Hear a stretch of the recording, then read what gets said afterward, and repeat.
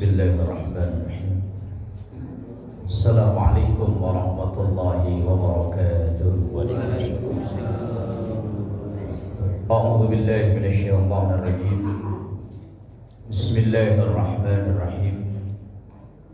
Alhamdulillahi wahdah. Wassalatu wassalamu ala taha Rasulillah.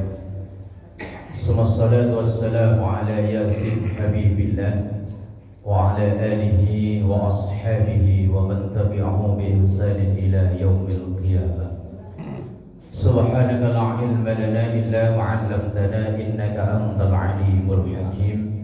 Rabbi shrah li sadri wa yassir li amri wahlul 'uqdatam min lisani yafqahu qawli waj'al li waziran min ahli. Amma ba'du.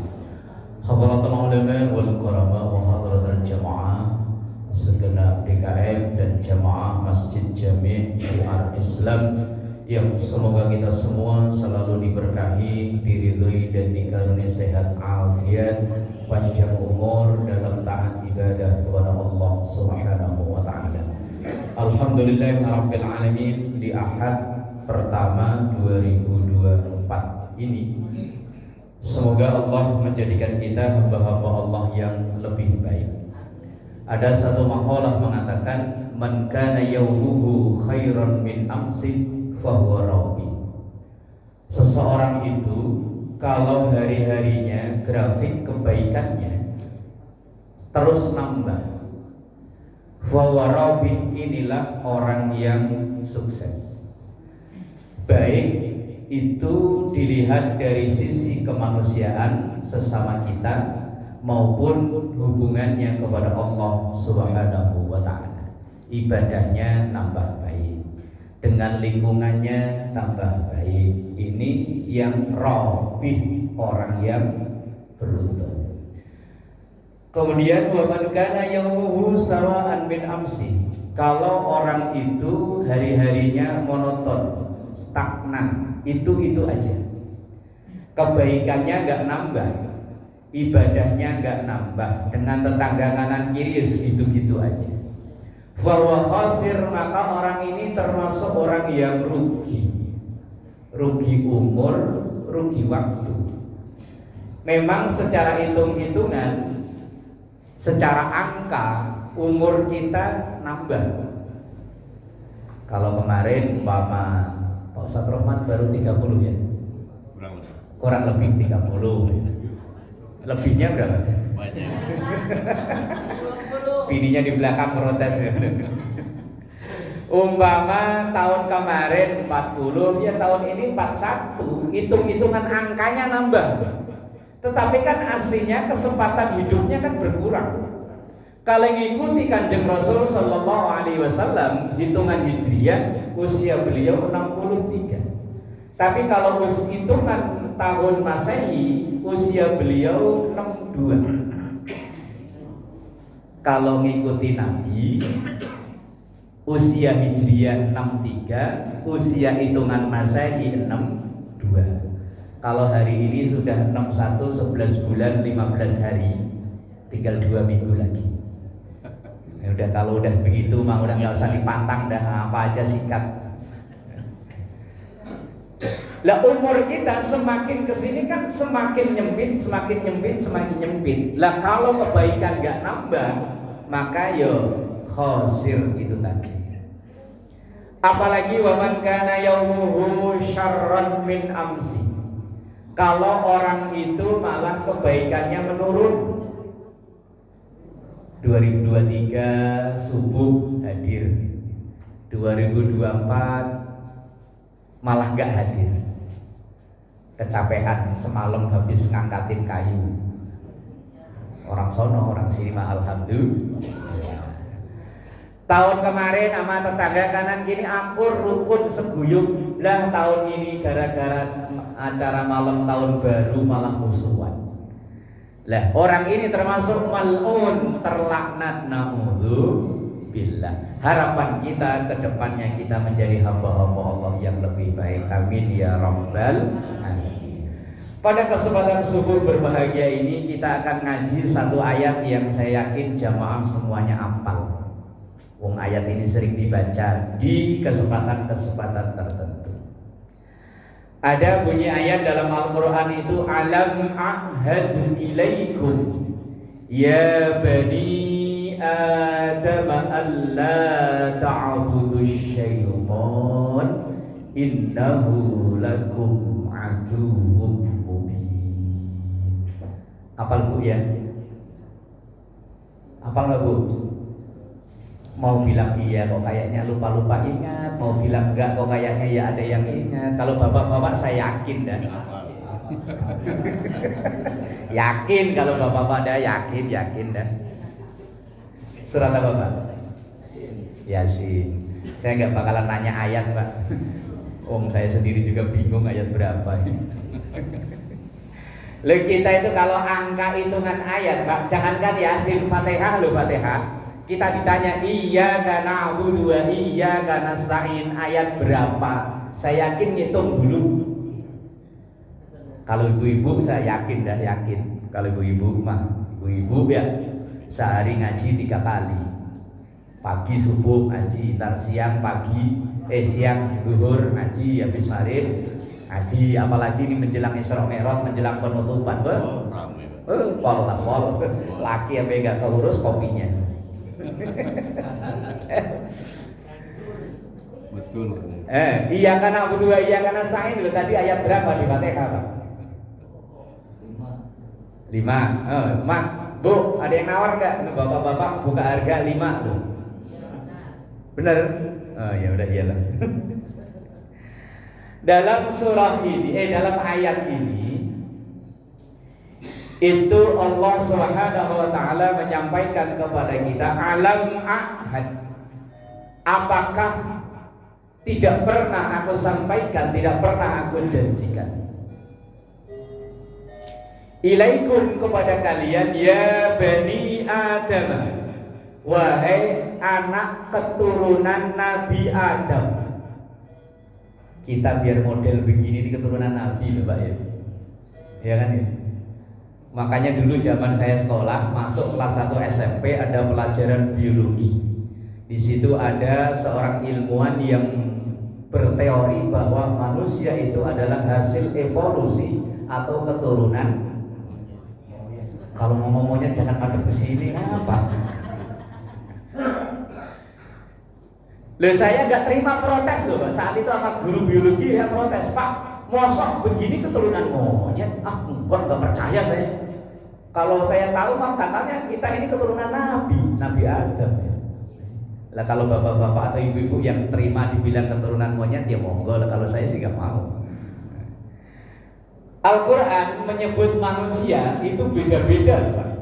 Kadang pakai Bani Adam ini tadi, kadang memakai nas.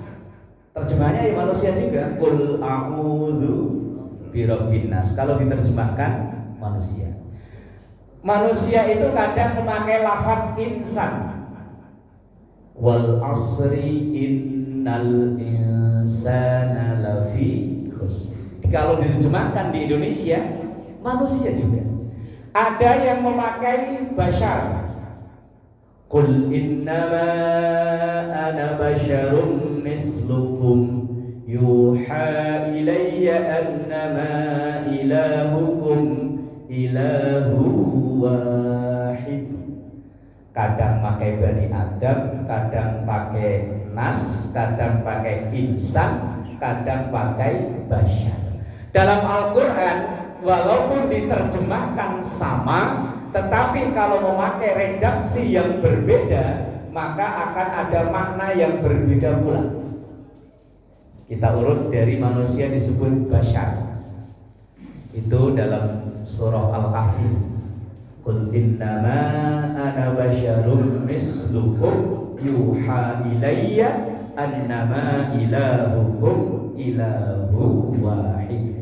Qul katakan, innama ana sesungguhnya saya yang di sini yang dimaksud adalah Rasulullah. Basyar, manusia. Manusia kalau di Quran disebut basyar itu manusia dilihat dari sisi fisiknya. Secara fisik kita diciptakan oleh Allah tidak jauh beda. 2 mata, 1 mulut, 2 telinga, 2 tangan, 2 kaki. Hampir gak jauh beda, bashar. Dan bashar ini sesuatu yang tidak diperintahkan oleh Allah untuk ditiru. Karena kita memang tidak diperintahkan untuk niru fisik. Karena kita diciptakan oleh Allah ini dengan fisik yang berbeda-beda modelnya, walaupun secara umum sama. Makanya kadang kalau ada ibu-ibu acara orang hamil tuh 4 bulan, 7 bulan, biasanya kalau orang Cikucang biasanya baca apa? Yusuf.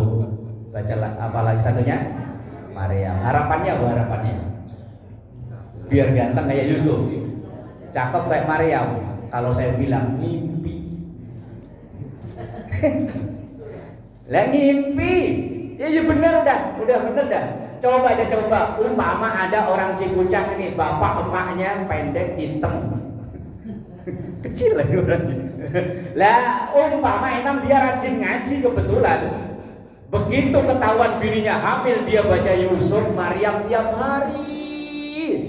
Begitu lahir laki kok ganteng, gede, tinggi kayak Nabi Yusuf, saya yakin mama ketika diundang akikahan pada curiga.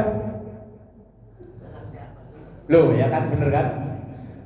Biasanya kalau markabanan itu kan bayi digendong loh ya. Digendong ya, budaya di sini gitu ya. Digendong, dikelilingin ke jamaah, maksudnya itu dimintai doa restu. Kalau yakin mulut ibu-ibu orang kerudungan Pak, sambil marhaban ya nural aini, itu nyenggol teman sebelahnya. Anaknya kok ganteng, padahal bapaknya gitu. Ini kalau orang Bojong begitu, kalau orang sini mah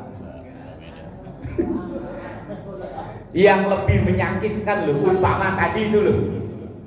Begitu dia udah sekolah, maknya yang asli orang Indonesia punya anak kayak Nabi Yusuf, nganterin ke PAUD, nganterin ke TK.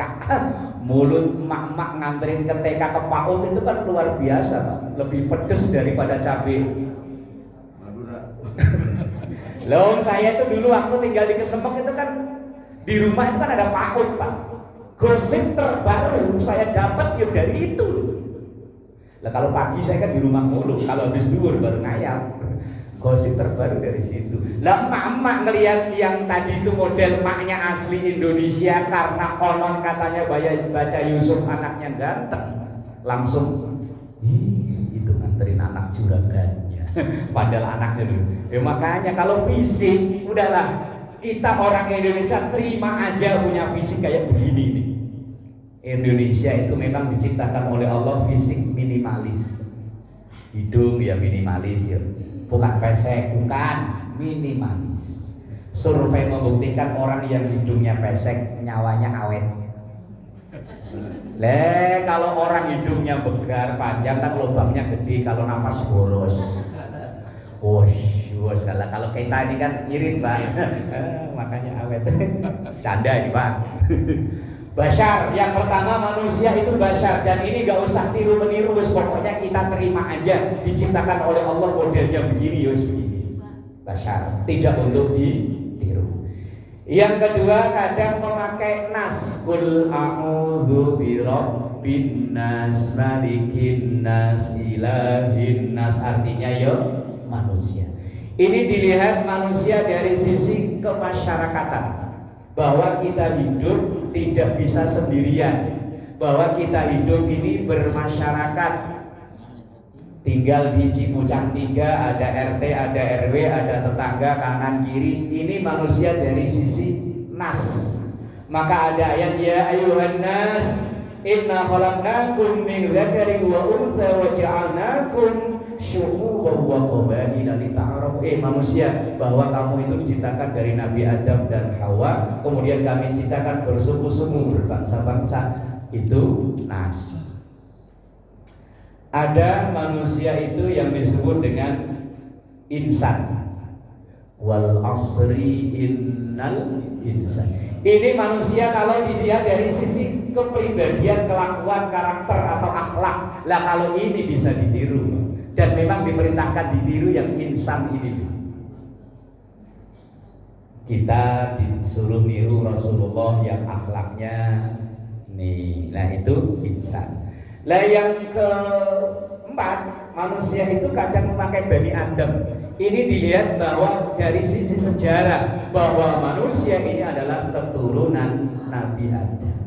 Lah ayat ini yang Yasin itu kita diperingatkan oleh Allah, ya Bani Adam, anak keturunan Nabi Adam, ingat loh, ingat.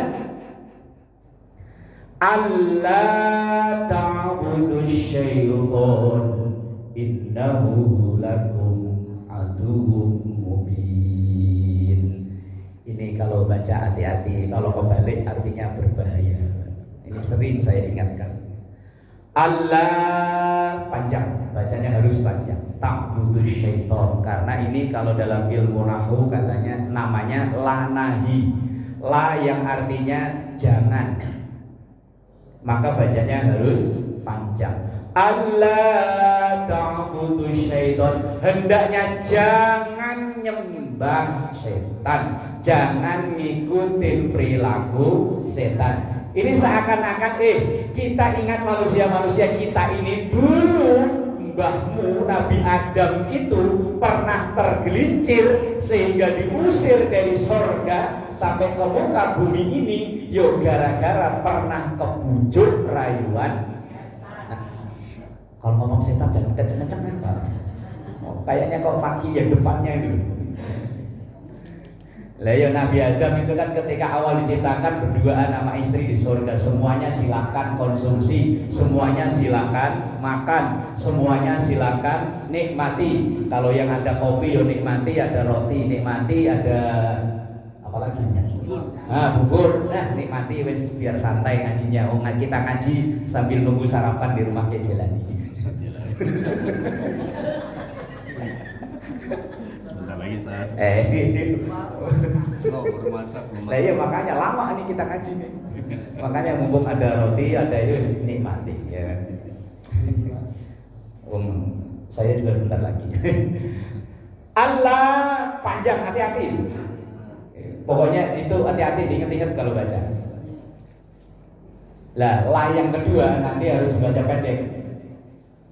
Innahu lakum. Nah, akan ada la lagi. La ini harus dibaca pendek. Innahu, sesungguhnya setan itu lakum bagi kalian, aduun musuh mubinun yang nyata. Kalau dibalik Pak, bahaya.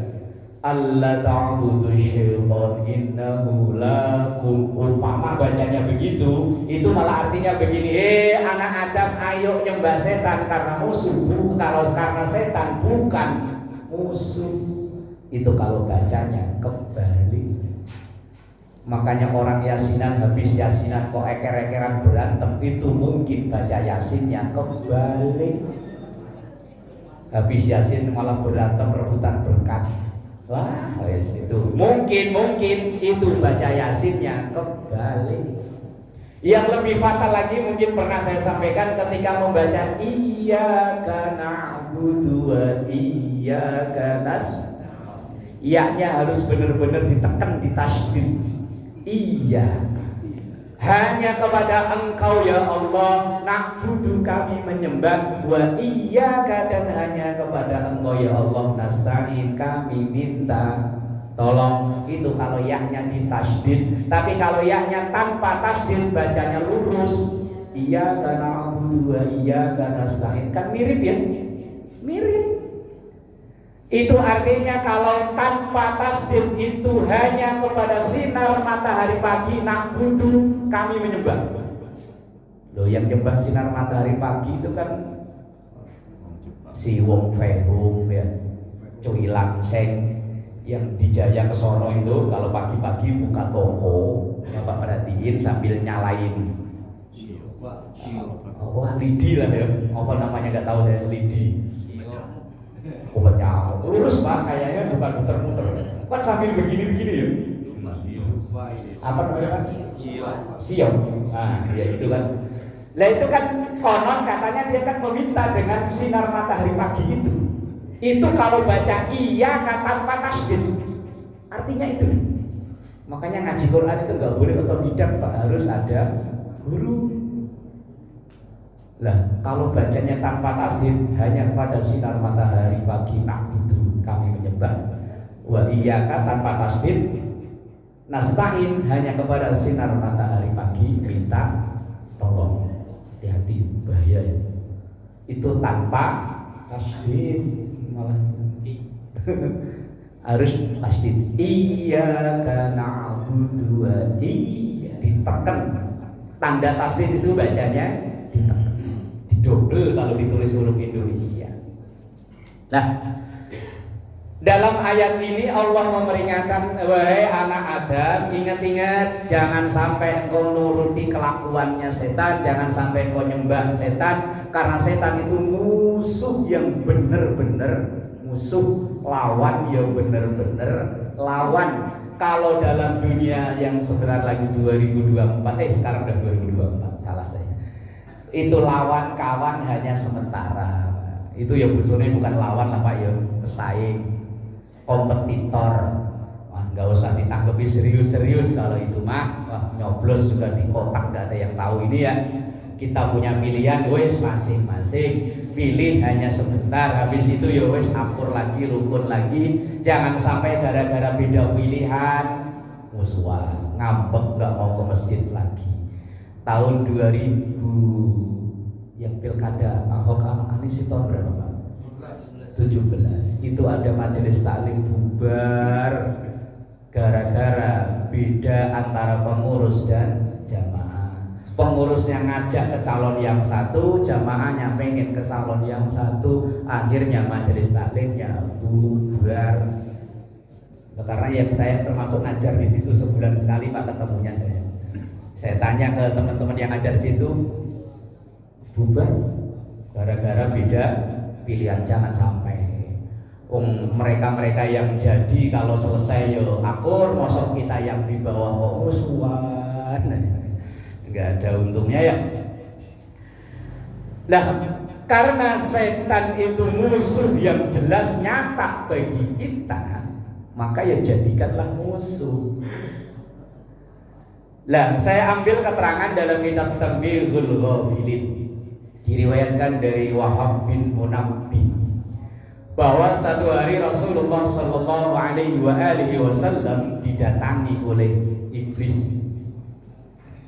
Kemudian terjadi dialog ngobrol antara Rasulullah dan iblis itu. Ya mal'un kam a'da'uka min ummati. Ini pertanyaan Rasulullah kepada si iblis. Hei mal'un, mal'un itu hamba Allah yang dilaknat, makhluk Allah yang terlaknat. Kam a'da'uka min ummati. Siapa orang yang menjadi musuhmu dari umatku? Ini pertanyaan Rasulullah kepada iblis. Iblis itu qala, kemudian dia menjawab. Yang pertama kata iblis, musuhku yang paling besar adalah anta, engkau. Musuh terbesar iblis adalah Rasul Sallallahu Alaihi Wasallam. Nah kalau kita ngikuti Rasulullah ya kita akan ikut-ikutan dimusuhi oleh iblis. Kira-kira enak ditemenin atau dimusuhin? Yang benar. Kadang-kadang kok diikutin. Kadang ya. Yang pertama, orang yang menjadi musuh besar iblis itu adalah Rasul Sallallahu Alaihi Wasallam. Kemudian yang kedua kata iblis, orang yang paling aku musuhi adalah imamun adilun, pemimpin yang adil. Lah siapa pemimpin? Apakah yang jadi presiden, gubernur, wali kota, lurah, camat, RT, RW? Enggak. Pemimpin itu adalah kullukum ra'in wa kullu ra'in mas'ulun an ra'iyatihi, bahwa setiap kita ini yang pemimpin dan setiap kita akan dimintai pertanggungjawaban yang kita pimpin. Mulai dari paling kecil kita pribadi, kita ini akan dimintai pertanggungjawaban dari semua yang diberikan oleh Allah dari diri kita. Summa latus'alunna. Lanjutannya kok meneng weh? Aduh, apa udah pengen makan roti? Summa latus'alunna yawma idzin anin na'im. Kemudian semua yang diberikan oleh Allah ini nanti akan dimintakan pertanggungjawaban. Kita mimpin badan kita bahwa kita bisa adil enggak dengan mata. Mata ini ada hak untuk istirahat, untuk tidur. Lah kok buat melek aja. Kira-kira kalau melek ngapain, Pak? Gadang. Berarti nggak adil dengan mata. Badan ini butuh istirahat, lah kok buat kerja terus juga adil badan. Perut ini butuh diisi, lah kok puasa terus juga adil. Ini pemimpin dari skop yang paling kecil, mimpin diri kita. Yang depan sebagai seorang suami ya pemimpin untuk anak dan istrinya. Nanti akan dimintakan pertanggungjawaban tentang anak dan istrinya. Yang jadi RT, RT ada RT? RT? Di rumah? Oh ya lagi wiridan di rumah. RT nanti akan dimintakan pertanggungjawaban dari warga RT-nya. RW, RW. Yang mana? Ini Pak RW. Wah, nah, warganya W. Nanti pada nuntut loh W. Pak RW, saya BLT belum dapat Pak RW. Nuntut. Yang jadi lurah terus ke atas nanti akan dimintakan pertanggungjawaban. Lah kenapa setan yang paling dimusuhi setelah Rasulullah kok pemimpin yang adil? Karena pemimpin yang peduli dengan agama itu akan lebih mudah mensiarkan agama dan menekan maksiat daripada orang yang nggak punya kepemimpinan atau kekuasaan. Dulu Pak, dulu konon katanya, saya sendiri nggak tahu. Di Jalan Keramat Jaya itu ada pesantren terbesar se-Asia Tenggara katanya, Pak. Ingat kan? Lah kok ketawa cengar-cengir dulu. Itu Jalan Keramat Jaya itu dulu katanya ada pesantren terbesar se-Asia Tenggara. Nah, yang senyum-senyum berarti member. Pengalaman. Kan dulu ya Pak ya, sekarang udah insaf ya, udah tobat. Itu dulu konon cerita orang-orang di demo berkali-kali nggak berhasil Pak. Tapi begitu gubernur siapa dulu? Sutioso menggunakan kekuasaannya, beliau tanda tangan penutupan pesantren. Pesantren lah ya bilangnya biar sopan lah. Pesantren. Asrama putri ya. Cuman dengan kekuasaannya, dengan tanda tangannya, karek stempel cetok bubar, itu pesantren jadilah Islam. Coba kalau nggak ada kekuasaan, nggak bubar. Terus yang di Surabaya, kok apal siapa tadi? Di demo berkali-kali Pak, itu yang demo biasanya kalau dulu demo kan FPI, bukan hanya FPI, santri-santri NU sering demo Pak, gak berhasil. Tapi begitu wali kota, saya Risma ya, dengan kekuasaannya rekan-rekan stempel cetok doli bubar.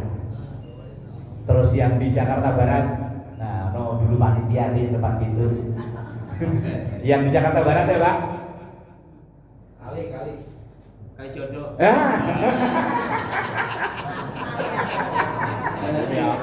Aduh, Bu, suaminya nih Bu.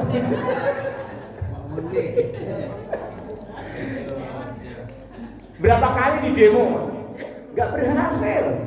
Tapi begitu kekuasaan gubernur, cetok, jadi yang depan Ancol. Nah, ya Allah. Warga sini pada hafal ya tempat begituan ya. Oh iya ngaji ya bener. Alexis ya. Iya katanya di situ surganya. Nah, di demo berapa kali di demo nggak berhasil. Tapi begitu ada penguasa yang peduli, tanda tangan, stop, beres. Maka model pemimpin-pemimpin yang begini loh, yang peduli dengan kemaslahatan umat, menekan angka kemaksiatan yang paling dimusuhi setan. Lah kalau pemimpin dapat setoran dari tempat-tempat begitu, setan demen.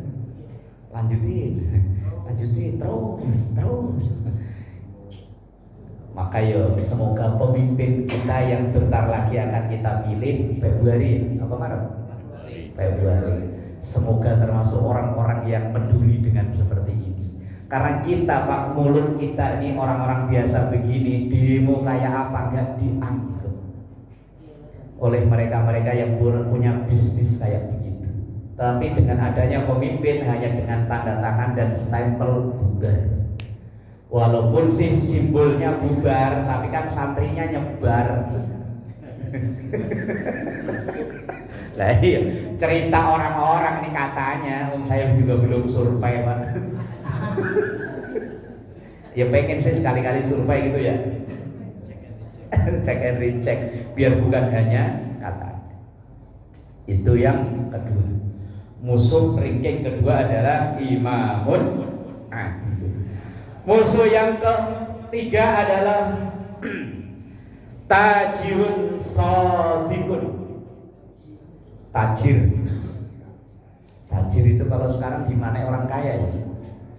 Padahal tajir itu artinya pebisnis, pedagang. Ya memang karena orang yang kaya-kaya itu ya memang pebisnis. Dalam satu hadis pernah saya baca, seandainya pintu rizki itu 10, maka yang 9 itu lewat dagang, yang satu ya lewat lain-lain macam-macam. Lah yang jadi musuhnya setan adalah tajirun shadikun, pedagang yang jujur. Lah ini seakan-akan mengindikasikan betapa banyaknya pedagang yang tidak jujur. Pernah merasa ketipu loh Bu? Beli duku atasnya cakep-cakep, kita disuruh nyobain yang gede-gede, begitu kita beli diserok pakai piring plastik yang paling bawah, serok masukin plastik hitam, begitu buka di rumah ya. Kalau saya dulu pengalaman waktu awal ke Jakarta Bu, bapak saya itu kan senangnya makan salak, begitu naik bis yang di tol, setelah tol Cikampek, di rumah makan daerah Pamanukan itu kan pedagang salak masuk pada bawa karung salak manis. Wah ini kesempatan nih, bapak saya senang, pikir saya ya udah saya beli 2 kilo atau 3 kilo. Pas disuruh nyobain ya enak, begitu nyampe rumah yo Allah.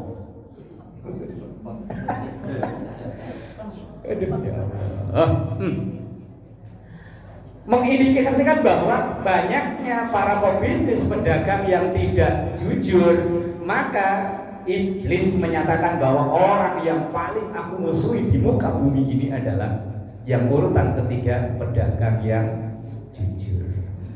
Dan memang ya untuk dagang jujur tidak ya ampun. Kadang dagangan dari pagi belum ada yang Noel. Itu ada yang datang, Bu, ini daster berapa? 150, mahal amat. 70 ya? Enggak bisa. Tadi ada yang nawar 125, enggak saya kasih. Padahal dari pagi belum ada yang Noel. Kadang pakai sumpah lagi. Sumpah deh sampai bledek, tadi dia nawar 125, enggak saya kasih. Moga-moga bukan orang sini pelakunya ya. Iya, apalagi kalau lihat di TV kadang buah disuntik. Lihat di TV lo kadang tahu bener kok enggak ya. Ya Allah, wes. Makanya setan mengatakan bahwa musuh yang aku musuhi di peringkat yang ketiga adalah tajirun shadikun. Kemudian yang selanjutnya yang aku musuh adalah ghaniyun mutawadhi'un, orang kaya yang tawadhu. Kalau kita ini kaya apa miskin sih? Kaya ya? Alhamdulillah, nyatanya badan sehat, makanan komplit ya. Kaya kok. Kaya. Orang kaya yang tawadhu, orang kaya yang tidak menyombongkan dirinya. sombong itu karakternya setan. Maka kalau ada orang yang nyombong, setan kesel, ini punya saya kok diambil. Lah orang sombong itu kan biasanya karena ada kelebihan yang ia miliki, Pak. Entah kelebihan ilmu, entah kelebihan harta, entah kelebihan status sosial, entah kelebihan jabatan dan lain-lain. Lah kalau orang punya ilmu kadang ya sombong dengan ilmunya, yang punya duit ya sombong dengan duitnya, yang punya jabatan ya sombong dengan jabatannya. Yang paling belangsak itu udah goblok sombong, udah miskin sombong. Lah orang goblok sombong kan? Orang goblok tapi diajak belajar gak mau, itu berarti goblok sombong. Ada orang miskin sombong, ada orang miskin diajak kerja gak mau, diajak dagang gak mau. Enggak, saya begini juga gak apa-apa lah, ntar juga ada yang nganterin. Nah, itu miskin sombong ya begitu, Pak. Diajak kerja gak mau. Aduh, saya kalau kerja begitu gak bisa, gak kuat. Diajak dagang, aduh saya gak ada bakat. Tapi kalau ada bantuan apa-apa, ngeroyok paling depan. Oh, itu miskin sombong. Di Bojong banyak Pak, di Bojong. Kalau di sini nggak ada di sini. Alhamdulillah kita duduk juga makanan dianterin ya. Berarti nggak sombong. Nah itu yang dimusuhi oleh setan karena takabur itu sifatnya setan. Lah kalau kita ambil, yuk ngambek gitu.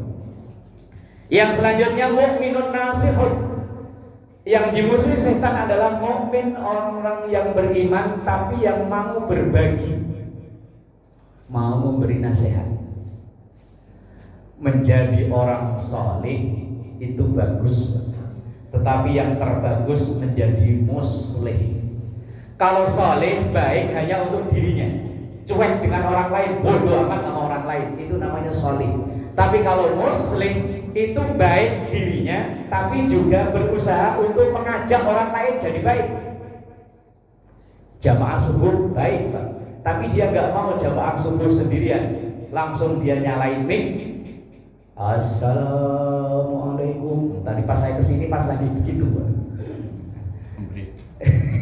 Warga apa tadi lupa saya, khususnya jamaah masjid Syiar Islam sebentar lagi subuh. Ini termasuk muslih gitu, Pak. Kalau soleh itu bodoh amat, penting pokoknya saya berangkat jamaah subuh, ada orang mau ngapain ya bodoh amat, itu namanya soleh. Tapi kalau muslih, dan yang dimusuhi setan itu bukan yang soleh saja, tapi yang muslih, ngajak. Ibu misalnya di sini pengajian ibu-ibu, dari apa pengajian? Hari Kamis. Berangkat ngaji soleh, solihah itu namanya. Tetapi ibu ngajak, ibu-ibu sekalian hari ini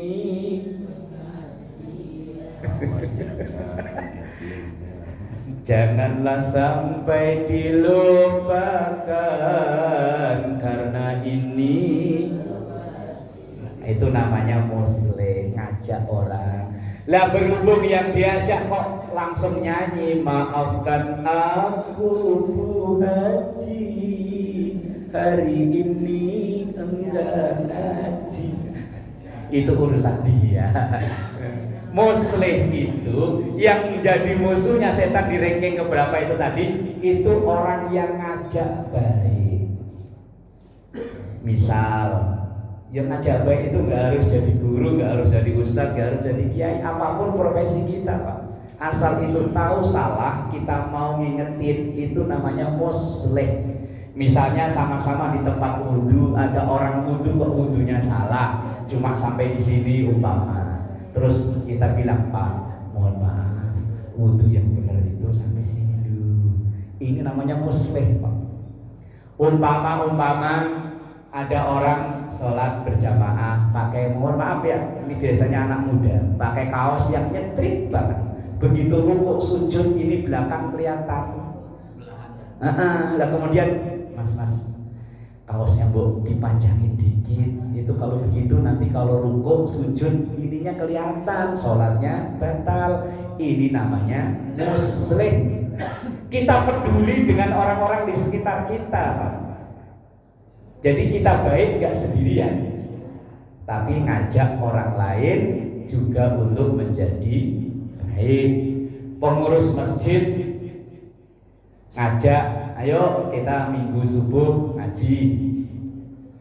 Ibu-ibu yang di rumah yang ada rezeki lebih bikin bubur, yang ada rezeki ya tabungan, kumpulin buat beli roti. Ini namanya ngajak. Muslim tadi diumumin, insyaallah bikin kanopi supaya jamaahnya lebih nyaman, parkirannya adem. Ini muslim namanya. Lah orang-orang muslim ini kadang banyak yang musuhi, Pak. Kalau kita baik sendirian, insya Allah nggak ada yang musuhi, Pak. Tapi kalau muslim banyak musuhnya, termasuk setan yang musuhi, Pak. Makanya kadang kalau ada orang yang belum mau sholat, belum mau ibadah, kok kita ajak, ya udah lu kalau mau sholat aja sono, kalau sholat aja sono, nggak usah usil sama orang. Paling tidak kita digituin. Itu namanya muslim. Lah setan musuhin lah. Kalau ada orang yang ngajak baik kok dimusuhin, itu berarti ya itu yang ke berapa tadi?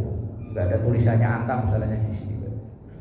Yang terakhir, insya Allah sambung berikutnya kalau panjang umur.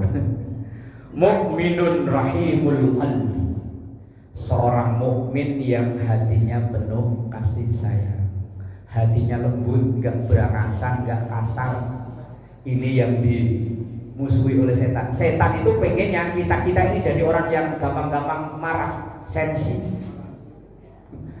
Setan itu pengennya kita ini jadi orang-orang yang dikit-dikit marah. Tapi kok kita bisa nahan, neken amarah kita. Semua kita ini punya, Pak, nafsu amarah itu punya. Cuma ada yang nggak bisa neken, ada yang nggak bisa mengendalikan, tapi ada yang bisa nahan. Tahan. Nah, orang yang nahan untuk tidak marah ini yang dimusuhi setan. Kita marah boleh, ada saatnya kita harus marah. Umat Islam kalau nggak marah ketika agamanya dihina, oh ya bahaya juga. Ada saatnya kita marah, tapi ada saatnya jangan sampai terpancing gampang untuk marah. Nah, ini musim-musim begini nih gampang terpancing untuk marah. Kalau di dunia nyata insya Allah Pak agak aman. Tapi kalau kita perhatikan di media sosial, ya Allah, saling menjelekkan, saling menjatuhkan, bahkan hanya karena pilihan berbeda ada yang dicap munafik.